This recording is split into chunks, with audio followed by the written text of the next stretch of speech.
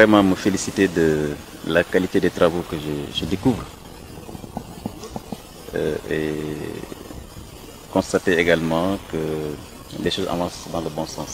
Et vous avez tous vu que les effets climatiques ont entraîné un certain nombre de régressions sur la plage. On a visité l'hôtel Cocotier tout à l'heure, des restaurants, des bâtiments qui étaient là, qui sont complètement avalés par la mer, des plages qui sont avalées par la mer. Donc vous voyez que c'est une véritable difficulté. C'est la raison pour laquelle le gouvernement du Sénégal a engagé ce vaste programme de réhabilitation et de protection des plages de Saly.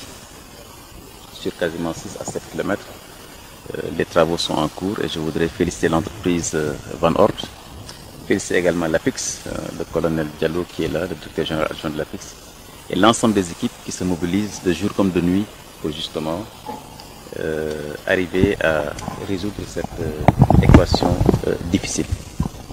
Vous avez vu qu'un certain nombre d'hôtels sont fermés du fait justement de ces dégâts.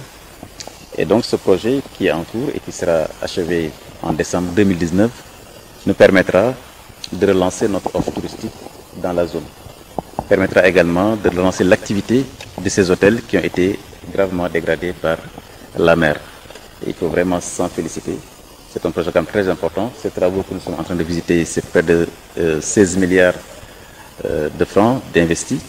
Et donc je crois que tout à l'heure, le responsable de l'hôtel Cocotier le disait, ça rassure les acteurs économiques, les secteurs privés, et ça leur permet de voir l'avenir justement avec une très très bonne satisfaction. Vous savez, quand vous voyez ce que nous sommes en train de faire là, le gouvernement, son partenaire comme la Banque mondiale, les agences spécialisées comme l'APIX, l'ensemble des services, la direction touristique, cela vous montre également que le gouvernement a pris ce dossier en main pour justement relancer la destination Sénégal. Parce que l'objectif justement de ce projet que nous sommes en train de visiter aujourd'hui, c'est développer un tourisme durable. Puisque ces ouvrages que vous voyez ont une durée de vie minimum de 30 ans.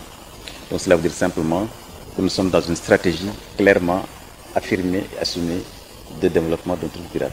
Vous savez, tout à l'heure le colonel l'a bien expliqué, nous avons à peu près 1,5 km concerne le village de Nyaknyakal, donc il sera également couvert pour un investissement de près de 3 milliards.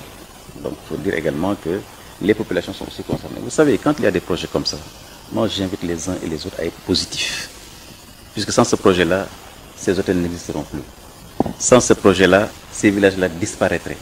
Donc je crois qu'il faut que chacun et chacune accompagne ce projet, soit dans une dynamique constructive, positive, en sachant que c'est l'intérêt général qui doit primer ce projet.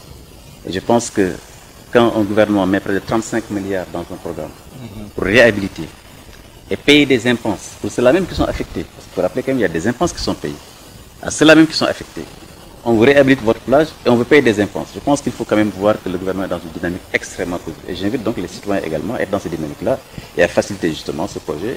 Et je suis heureux de constater, le préfet me l'a confirmé tout à l'heure, et monsieur le maire, qu'il n'y a pas de difficulté avec les populations, il faut s'en féliciter.